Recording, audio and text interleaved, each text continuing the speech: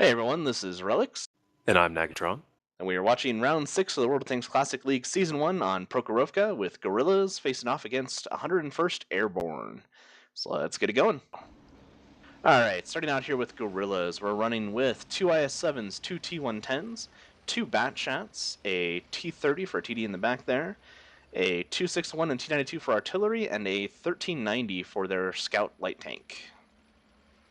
101st has an E100, 2 IS-7s, a Mouse, T110, 4502P, 1390, S51, a Chaffee, an M18, a 2801, and a T2 Light. Definitely getting their money's worth for all the points here. That was quite a mouthful of tanks there. Gotta get 90 points. Yep. Now, we've mentioned on a lot of these shoutcasts that we're big fans of multiple scouts and splitting them out. I think this might go a little overboard in choice here, that they could have gone for a little heavier meat or more artillery, because that one S51, even with all that lighting, isn't going to necessarily be able to do too much here. On the other hand, they could be counting on maybe rushing all of that scouting directly into an enemy's artillery, expecting them to have 3 or 4 on this map, and try to eliminate them all quickly. Looks like they are making a pretty solid rush here in the 1-2. They're probably not going to fare so well trying to rush into G's guns like this. Yeah, G's got a really solid position here in the forest. And I like this Batchat's positioning in the back here, making sure no light tanks are going to be able to make it through the back into their artillery here. It's putting enough pressure that they're trying to get around him or just find a way to avoid him to get back there.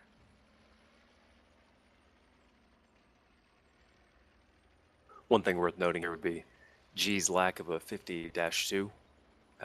They're probably one of the clans that adheres to more of a combat scout. They give up a little mobility, go for something that can actually do damage. Yeah, and that 1390 can definitely fulfill that role.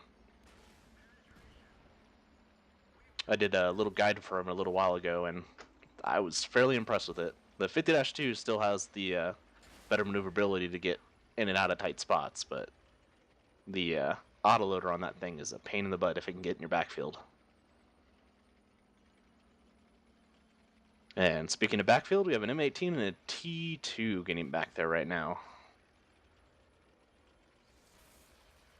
Although yeah, that was pretty quick knockout there. Unfortunately, with just an S51 and those 2 tanks, there's really not too much that they're going to be able to do damage-wise to this artillery.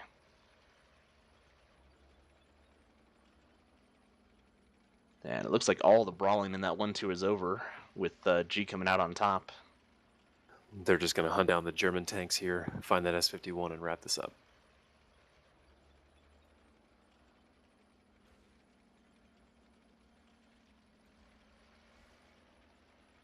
I think a lot of the strategy kind of goes to what we were talking about in the Shoutcast show before on for last week here, where we'd see teams kind of focusing on one side of the map, making sure all their tanks are there, since unlike in standard battles or in clan wars, you really don't have the tanks to split up all the way across the map.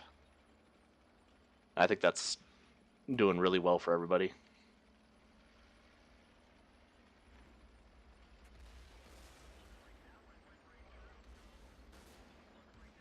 Here we are with the last 3 tanks here.